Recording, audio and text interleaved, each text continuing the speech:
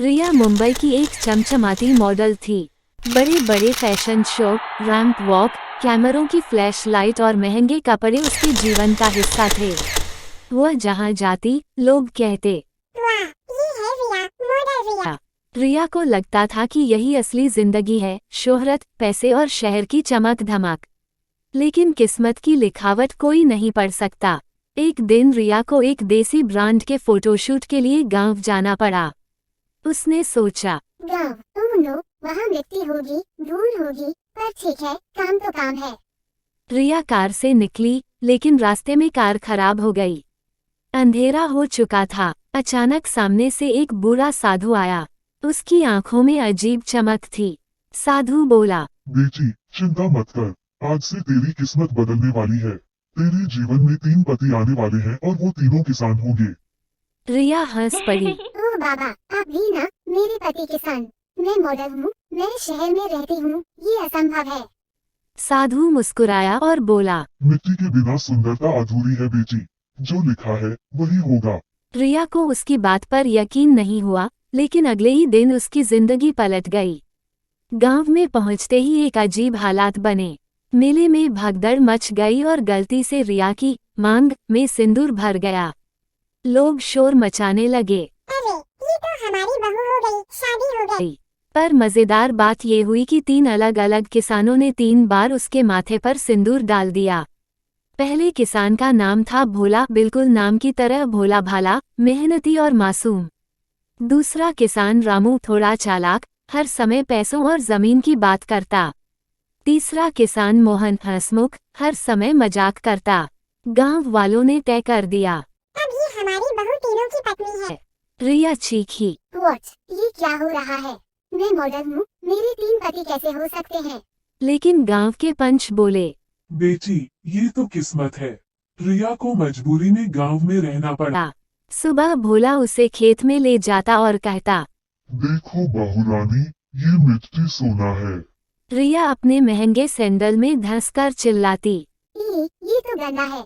रामू हमेशा कहता, रिया, हमारे पास अगर और जमीन होती तो हम अमीर हो जाते। तू मेरे साथ बिजनेस कर। रिया को लगता, ये आदमी तो पूरा बिजनेस टाइकून बनने का सपना देख रहा है। मोहन हंसते हुए बोलता, अरे रिया, मॉडल हो ना, तो खेत की मेड़ पर भी रैंप वॉक करके दिखाओ। और पूरा गांव हंसी से लोटपोट हो जाता। रिया को शुरू में बहुत गुस्सा आता। उसे लगता था ये किसान बड़े बोरिंग हैं, लेकिन धीरे धीरे उसे उनके दिल की अच्छाई दिखने लगी। एक दिन गांव में बाढ़ आ गई। पूरा गांव पानी में डूबने लगा। भोला जान जोखिम में डालकर लोगों को बचाने लगा। रामू ने अपनी सारी जमा पूंजी गाँव वालों में बांट दी। मोहन बच्चों को हंसाते रहा ताकि वो डरे नहीं। रिया ने पहली बार देखा कि असली हीरो कौन होता है। उसने सोचा, शहर के बड़े बड़े मॉडल शो में मैंने सिर्फ दिखावा देखा, पर यहाँ असली इंसानियत है। बाढ़ के बाद वही साधु फिर आया। उसने पूछा, बेटी, अब बता, क्या तू शहर लौटना चाहती है? रिया की आंखों में आंसू थे। उसने कहा, नहीं बाबा, मैंने सबक सीख लिया है। असली सुंदरता मिट्टी, मेहनत और दिल की सच्चाई में है। मैं अब इस गांव की बहू हूँ। साधु मुस्कुराया। वाह, अब तूने सच्चाई समझी। तेरे तीनों पति तेरे साथ रहेंगे, पर तेरे जीवन का असली साथी वो होगा जिसे तू सबसे ज्यादा प्यार करेगी। रिया ने भोला, रामू और मोहन तीनों की तरफ देखा। उसे लगा तीनों ही उसके जीवन का हिस्सा बन चुके हैं। धीरे धीरे रिया ने गांव की आदत डाल ली। अब वो खेत में भी जाती, गाय को चारा भी डालती और साथ ही गांव की लड़कियों को रैंप वॉक सिखाती। गांव वाले कहते, वाह, हमारी बहू मॉडल भी है और किसान भी।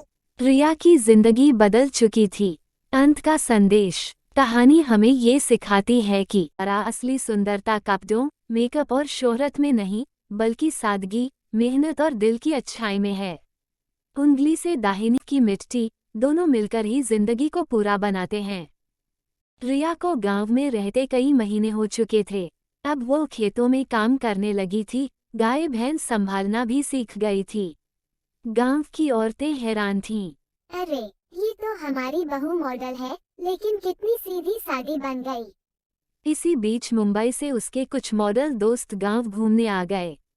उनमें शामिल थे नेहा, हमेशा फैशन और ब्रांड की बातें करने वाली, करण, हैंडसम मॉडल, जिसे लगता था दुनिया में उसके जैसा कोई नहीं, पूजा, थोड़ी चुगली करने वाली, हंसी मजाक में दूसरों को नीचा दिखाने वाली।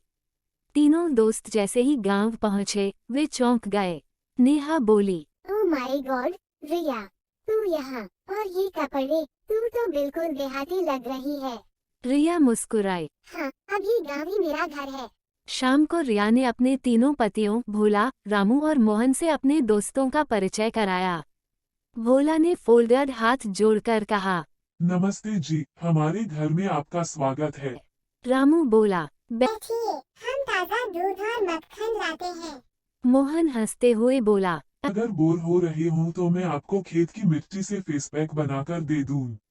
ये सुनते ही मॉडल दोस्त ठहाका मारकर हंस पड़े। करण बोला, रिया, तू तो इंटरनेशनल ब्रांड्स के साथ फोटो खिंचवाती थी और अब मिट्टी का फेस पैक।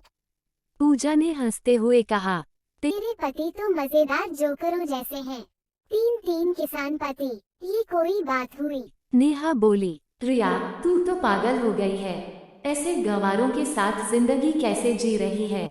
रिया को गुस्सा आया लेकिन उसने चुप्पी साध ली। अगले दिन दोस्तों ने किसानों को और नीचा दिखाने की कोशिश की। जब भोला बैलों से खेत जोत रहा था, करण ने कहा, ये तो जिम जाने से आसान है, बैल चलाओ और बॉडी बनाओ। जब रामू सब्जी बेच रहा था, पूजा बोली, रिया, अब तू भी सब्जी वाली बनेगी क्या? जब मोहन बच्चों को कहानियां सुना रहा था, नेहा ने हंसकर कहा, अरे ये तो गांव का स्टैंड अप कॉमेडियन है। लेकिन धीरे धीरे दोस्तों की हंसी थमने लगी, क्योंकि उन्होंने देखा कि गांव के लोग अपने किसानों की कितनी इज्जत करते हैं। एक दिन गांव में आग लग गई।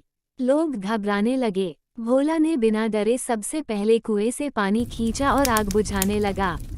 रामू ने अपनी अनाज की बोरियां लोगों में बांट दी ताकि कोई भूखा न रहे। मोहन ने बच्चों और औरतों को हंसा हंसाकर उनका डर दूर कर दिया। ये देखकर रिया के मॉडल दोस्त दंग रह गए। नेहा बोली, ये तो असली हीरो हैं। करण की आंखें नम हो गईं। हम तो बस कैमरे के लिए पोज देते हैं, पर ये अपनी जान देकर दूसरों को बचाते हैं। पूजा धीरे से बोली, रिया, तू सचमुच किस्मत वाली है कि तेरे पास ऐसे पति हैं। अब वही दोस्त जो किसानों का मजाक उड़ा रहे थे, वही उनके साथ खेत में काम करने लगे। नेहा ने पहली बार अपने हाथों से पौधे लगाए। करण ने बैल चलाने की कोशिश की और गिर पड़ा, जिस पर पूरा गांव हंसा। पूजा ने गांव की औरतों संग चूल्हे पर रोटी बनाई। शाम को दोस्तों ने रिया से माफी मांगी। नेहा बोली, रिया, हम गलत थे। हम सोचते थे किसान गंवार होते हैं, पर असली ताकत और असली दिल तो इनमें है। रिया मुस्कुराई और बोली, हाँ दोस्तों, मैंने यही सीखा है, मॉडलिंग का ग्लैमर कुछ पल का होता है, लेकिन मिट्टी का प्यार और किसानों की मेहनत हमेशा अमर होती है। कहानी हमें ये सिखाती है कि उनका असली हीरो कैमरे के सामने नहीं, बल्कि जमीन पर मेहनत करने वाले किसान हैं। उन द्वारा जिनका हम मजाक उड़ाते हैं, कई बार वही सबसे बड़े इंसान निकलते हैं।